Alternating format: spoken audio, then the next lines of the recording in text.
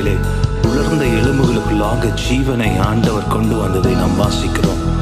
மரித்து காணப்படுகிற எப்படிப்பட்ட சூழ்நிலையாக இருந்தாலும் அதுக்குள்ளாக ஜீவனை கொடுப்பதற்கு நம் தேவன் வல்லமை உள்ளவர். காற்று வீசும், வயல் செழிப்பாய் மாறும், எலும்புகள் உயிர் பெற்று தசைகள் உண்டாகிடும். தெய்வ காற்று வீசும், வயல் செழிப்பாய் மாறும்,